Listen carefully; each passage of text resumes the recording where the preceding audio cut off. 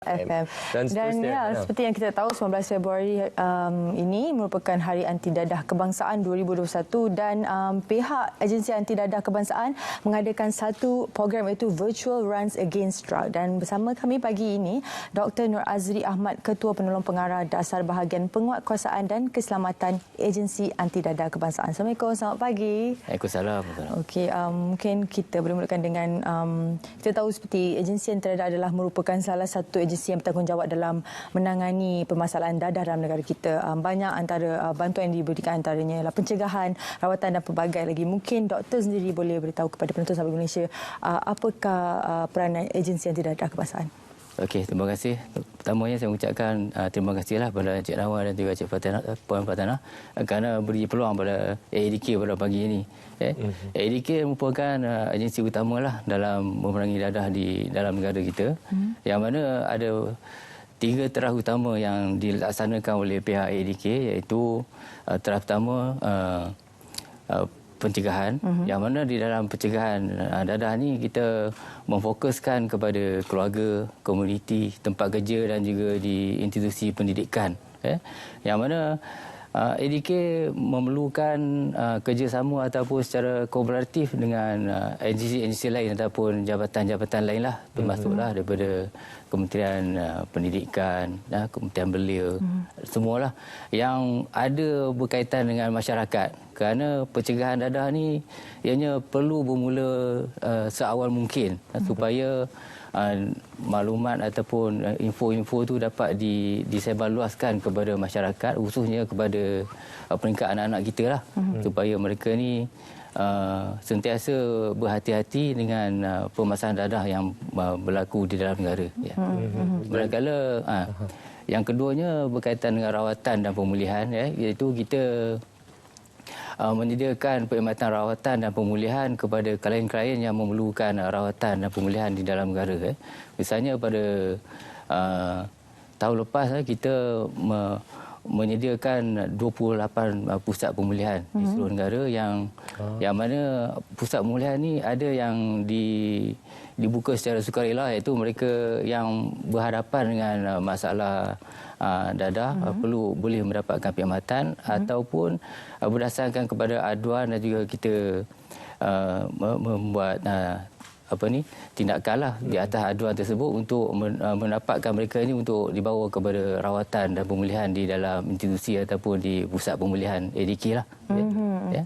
Dan terah yang ketiga iaitu penguatkuasaan. Pihak ADK juga melaksanakan bidang tugas penguatkuasaan, iaitu penguatkuasaan yang berkaitan dengan penagihan dadah di dalam negara, yang mana tahun lepas kita telah pun melaksanakan kira-kira 10,000 operasi, yang mana daripada 10,000 operasi yang kita jalankan tu, kira-kira 24,000 orang kita bawa ke mahkamah lah untuk mendapatkan perintah rawatan dan pemulihan, sama ada di dalam pusat pemulihan ataupun rawatan secara di dalam komuniti.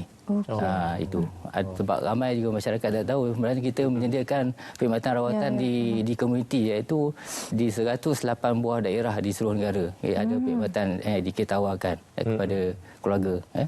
Dan ingin juga saya sampaikan, iaitu kita menyediakan pusat gerakan hotline, yang mana kita ada hotline kita sendiri, iaitu 03 89 11 2323, yang mana talian hotline ni kita kemukakan sama ada misalnya sekarang ni kan ada PKP ni kan ada macam-macam lah masalah aduan. Biasanya untuk mendapatkan perkhidmatan kaunseling dan sebagainya lah, untuk kita boleh bersedia menerima tu. Itu antara perkhidmatan yang disediakan oleh AADK, dan kita sedia maklum bahawa dadah ini merupakan musuh utama negara, kerana ianya memberi impak yang sangat negatif kepada pembangunan masyarakat di negara kita. Jadi dalam tempoh kebelakangan ini, bagaimana tuan melihat cabaran dalam menangani isu gejala dadah ini dalam negara?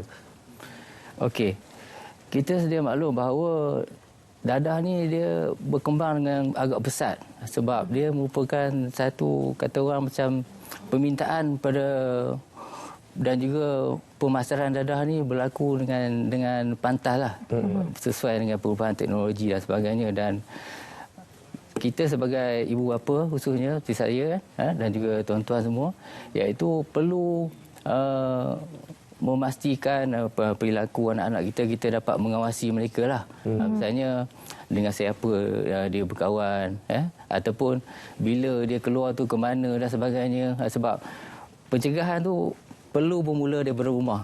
Sebab dadah ni kadang-kadang kita bukan setakat dadah.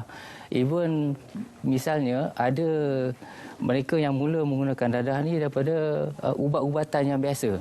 Sebab daripada bermula dengan ubat-ubatan biasa, contohnya misalnya untuk dia nak booster, nak belajar. Contohnya kan, dia makan satu ubat untuk dia dapat tak tidur awal lah. Contoh macam tu kan. Jadi lama-lama dia akan jadi bergantung dengan ubat. Itu juga boleh mendorong kepada masalah tingkah laku berkait dengan dadah dan sebagainya. Jadi banyak benda lah. Pada hari ini masalah dadah ni bukan kita kata dadah ni yang bentuk heroin, morfin saja, tapi dadah yang baru ni, yang dadah bersifat kimia ni berada di sekeliling kita yang kita tak tahu. Jadi ibu bapa kena Google, kena dapatkan maklumat-maklumat ini supaya lebih berhati-hati.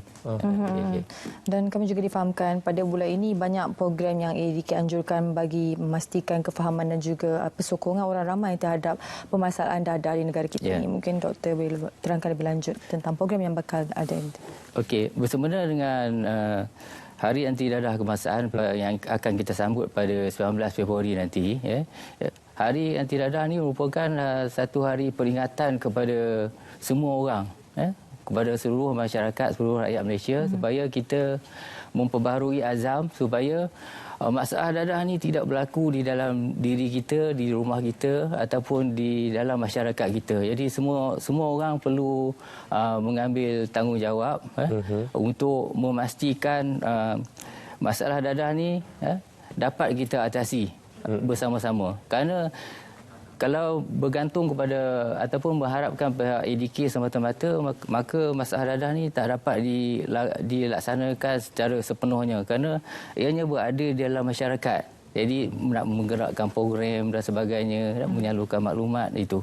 Jadi bersempena dengan peringatan Hari Anti Dadah ni juga, kita mengadakan beberapa pengisian lah. Misalnya penyampaian khutbah bersempena dengan peringatan Hari Anti Dadah ni pada 19 Februari nanti, iaitu di seluruh masjid di seluruh negara kita akan edarkan teks khutbah dan juga aktiviti solidariti anak muda, yang mana pada hari ini kita dah dapat 6,000 penyertaan solidariti ataupun penyataan daripada anak muda di seluruh negara untuk menyatakan mereka membenci dadah. Itu yang kita jalankan. Dan juga aktiviti virtual run, iaitu bersempena dengan sebab Perintah Kawalan Pergerakan ni. Jadi norma baru ni kita menganjurkan virtual run, yang mana kita menyediakan satu apps lah kepada mereka yang berminat untuk menyertai virtual run ni, dan mereka akan membuat larian dalam tempoh sebulan, iaitu mereka akan mengumpulkan 21 km dan akan menghantar ke pihak urustia di ADK lah untuk kita tagkan itu. Jadi penyertaan ni kita buka pada semua rakyat Malaysia, dan kita dah pun dipaparkan di dalam Facebook ADK dan sebagainya lah untuk mendapatkan penyertaan secara online. Mereka boleh buat larian di rumah masing-masing lah, sama ada di dalam kawasan taman ataupun di atas treadmill lah kan. Itu pun boleh, treadmill pun boleh? Boleh. Dan tempoh sebulan. Kita buka web ni pada 11 bulan 2 itu hari sampai 19 hari bulan 2, dan larian akan bermula pada 20 Februari hingga 19 Mac. Dah tempoh sebulan. Sangat menarik sekali bagaimana pihak ADK beradaptasi dengan norma baharu, dengan Perintah Kawalan Pergerakan ini, dengan mengadakan virtual run against drug ini. Jadi bagaimana desakan ini dari segi sambutannya? Pada hari ini sambutan ni insya-Allah kita dah dapat dalam 3,000 penyertaan. Jadi kita masih buka lagi supaya lebih ramai lagi orang akan mengikuti ataupun menyertai virtual run ni supaya sama-samalah menyokong usaha untuk kita memperbaharui azam kita untuk sama-sama mengingatkan diri kita supaya menjaga keluarga kita dan juga masyarakat kita supaya menjauhi masalah dadah di dalam negara ini. Dan ada tarikh tutup ataupun bila-bila saja mereka boleh mendaftar untuk menyertai virtual run? Tarikh tutup dia 19 bulan 2. Ya, kita dah buka pada 11 bulan 2 itu hari sampai 19 bulan 2. Larian bermula pada 20 bulan 2 hingga 19 Mac. Okay. 1 bulan. Dan seperti kita tahu, semasa kita mengalami pandemik COVID-19 ini, banyak masalah yang berlaku di rumah. Bagaimana pula dengan aduan yang diterima pihak ADK? Banyak tak masalah-masalah seperti penggunaan dadah yang berlaku sepanjang kita berada melawan dalam pandemik COVID-19 ni? Ya, kita terima juga aduan. Misalnya aduan daripada keluarga lah untuk merujuk kes. Kita ada kira-kira dalam 9,200 lebih aduan yang disalurkan kepada pihak ADK, dan kita ada juga membuat lawatan ke rumah. Sama ada juga yang contohnya ada keluarga yang kehilangan pekerjaan ataupun susah nak pergi bekerja lah disebabkan oleh masalah-masalah tertentu lah. Jadi kita bekerjasamalah dengan jabatan-jabatan lain untuk menyalurkan bantuan-bantuan yang perlulah. Ada perkhidmatan yang kita tawarkan, misalnya telecounselling kepada keluarga-keluarga tersebutlah. Dalam tempoh Perintah Kawalan Pergerakan ini, bagaimana situasi di tempat pemulihan sekarang ini? Situasi di tempat pemulihan, kita melaksanakan SOP seperti di tempat-tempat lain lah. Misalnya kemasukan ke dalam pusat-pusat pemulihan, memang kita ada buat saringan, swab test dan sebagainya lah untuk mencegah penularan COVID ni. Even di dalam lokap-lokap ADK yang kita timur pun kita melaksanakan swab test lah kepada OKT yang dihantar ke dalam lokap di ADK di seluruh negara. Doktor melihat masalah yang berlaku di antara kalangan orang-orang muda khususnya, pastinya doktor, seperti yang doktor kata, banyak dadah jenis kimia yang terdapat sekarang ini. Adakah ia berpunca daripada zaman kita ni terlalu pantas, jadi mereka mendapat informasi itu terlalu cepat? Apakah doktor rasa punca permasalahan ini berlaku? Daripada yang data yang kita ada, kebanyakannya berpunca daripada mereka ingin tahu. Data yang secara kasar yang kita terima bila datangnya kes-kes baru ni, kita ada sedikit buat interview awal mereka. Sebenarnya kebanyakannya mengaku mereka ingin tahu ataupun didekati oleh orang lain ataupun oleh kawan-kawan dan sebagainya. Sebab pengaruh tu banyak.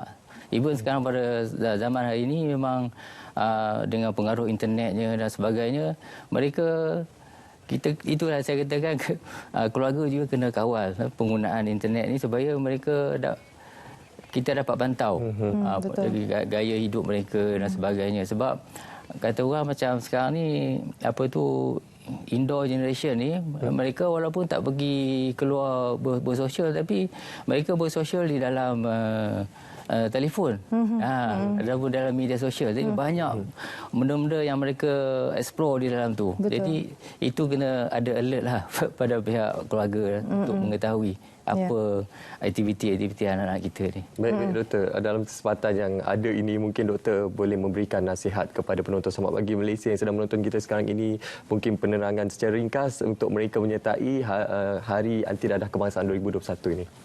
Okey, saya mengalu-alukan penyertaan daripada tuan-tuan dan juga seluruh rakyat Malaysia supaya sama-sama bangkit menentang ataupun bangkit memerangi dadah di dalam negara kita. Dan tema tema Hari Anti Dadah Kebangsaan pada hari ini adalah lebih baik cegah, iaitu maknanya kita mencegah ni tak memerlukan kos.